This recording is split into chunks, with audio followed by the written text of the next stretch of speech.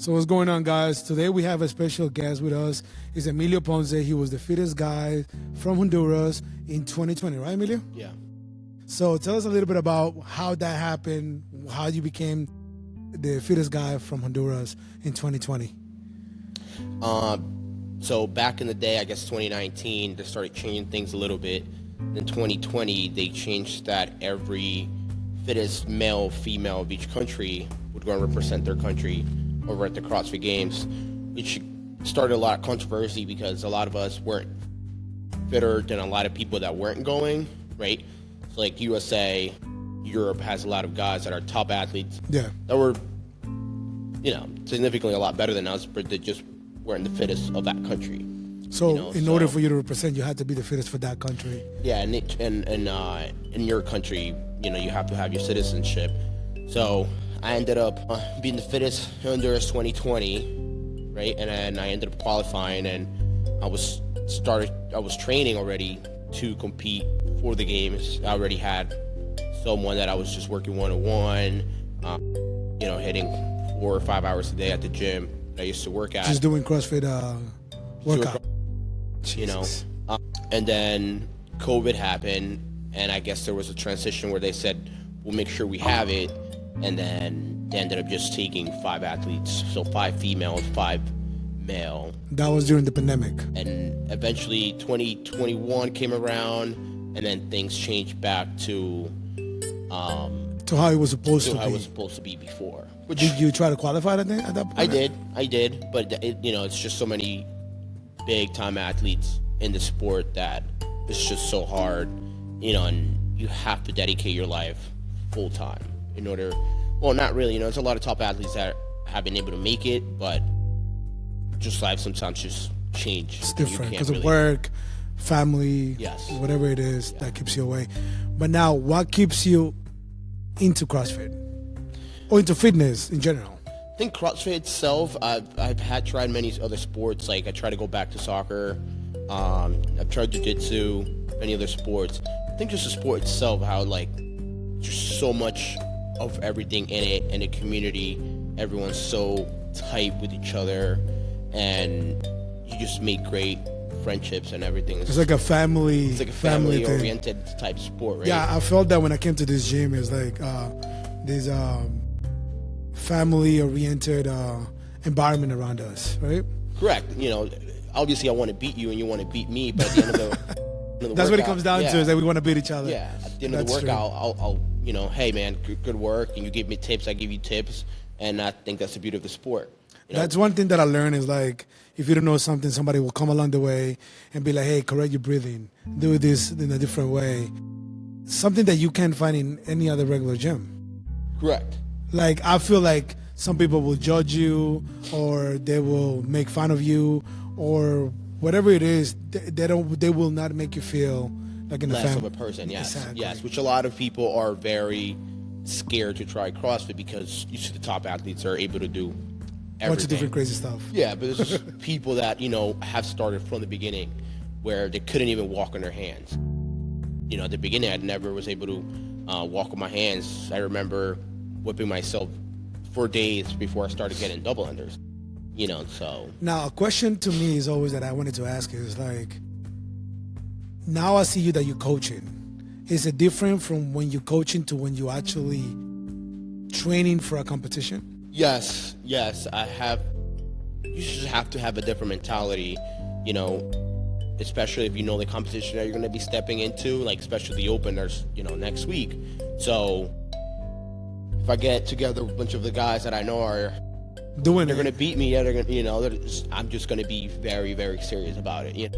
When you're coaching and you're mid-season, yes, you want to train hard, but you're allowed to have a little bit more fun. Like a little bit of a leeway for you to do whatever you want to. Yeah. How long does your training last on a daily basis? Well, my life has changed a lot since, I started working. I now work in construction. So, I try to get an hour and a half to 2 hours tops. And that's like after 10 hours worth of work. And today, how long are you doing today? A normal day where I'm not working outside, I want to say about three hours. Jesus Christ. But You and Fabio. So he's a coach. We have another member for this gym, and they're usually nuts with the workouts. They have no pity on anybody. They want you to be the best that you could be at all times. Right, yeah. And I think that's what pushes everybody to that exact thing. Tell us a little bit about like how you started in CrossFit. So my beginning of CrossFit is actually pretty interesting because I always wanted to work. Was always into fitness. I started playing soccer, and then I was going to the high school gym, and I ended up working. I was working at a restaurant. I met this lady, and she was like, "Hey, my husband is opening a gym." I ended up in his gym, and Fabio was there. Everyone has to know Fabio is the greatest person ever. And I remember he made me do like a workout, which was like 5 minutes of step ups and rowing. And me being, a little ignorant, I thought I was like, okay, I played soccer. I'm a lot younger. I'm going to beat these guys. 2 minutes in, I couldn't Gave jump. up. I Gave couldn't up. jump on a 20-inch ball. That story that he told me, that it was like you couldn't continue, but you decided to be like, I want this. Yes. I want to keep doing it. Yes, And and you I kept kept training with showing them. every day. It was The amount of Fabio and tons- Nestor, right? And Nestor, yeah. Those two guys have definitely been a huge role model in not just the sport, I think my life, because if you look at them, the way they just behave inside and outside, they work hard, they work out hard, they're very family oriented, and for someone like me being so young and the way I grew up, I really followed that. Definitely. I really stuck to that. I think we all do at one point. And I think without them, I wouldn't have been where I am now. Now, would you say that is consistency, discipline, or motivation? I think a little bit of everything, right? Because usually Fabio is the type of guy that will go all year round. You'll have a bunch of training partners, and he's always here, right? That's so true. there has to be a little motivation, right? The guy looks great, 52 years old, 51 years old. And better than all of us. Yeah. No, He moves great, Yeah. So just to see someone like that and the stuff that he can do and just following his steps, and then I've been able to see that myself, with long days of work, if you stick to it, you feel better. And I think it's going to sound crazy to a lot of people, but I think there's no better therapy for anything that you're going through life than fitness. You feel good and you look good, you will have a good outcome in life. Yeah, no, we're gonna try to get Fabi into the show too, because we want him to tell us his story a little bit about how he started and everything. He just did a competition a week ago. Which one was it? Fittest of the Coast down in South Carolina. He plays fifth, right? Yeah, I believe he plays fifth. They're just going up against top guys who basically spent all day in the gym and, are very dedicated in the sport. And, I met the guy over 8-9 years ago, and he's just going, and the mentality he has, and it's just the mentality of a lot of top athletes. You just go, man. This guy will get hurt, and eventually there's limits where you can't go, but the mentality he brought into my brain of when you're in the heat of competition, you forget what your body's feeling, you just go. There's been times where you throw up middle of the workout and you just swallow throw up and you keep going. And that's Fabio, and yeah, man, it's When you get actually, I wouldn't say cater to someone like that next to you to teach you. I think that's great, and I think that's what we got. What we have in this gym is that we have people that are willing to teach you.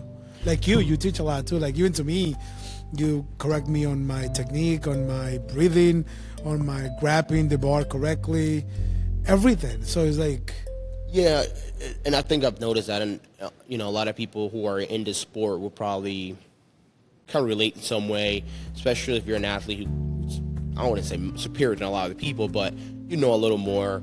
The biggest mistake a lot of people make is not giving your tips. Like everything that I know and I feel like works for me, I have to give that to every else. single person in my class, every single person that I'm coaching, right?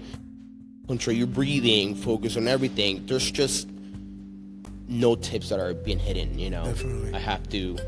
So what will be 3 things that, just to close for today, what will be 3 things that you will tell anyone out there in regards to fitness? Don't be scared of the sport. It's a very welcoming community. especially in America at this point. You know, there's big percentage of people that are overweight. Stick to fitness. You know, it's a great thing in life. It will help you out through your whole life. Emotionally, mentally. Yeah, emotionally, mentally. And kids, man, I think a lot of kids could benefit. And you see top athletes too, where they're using the sport of CrossFit to become better at their craft.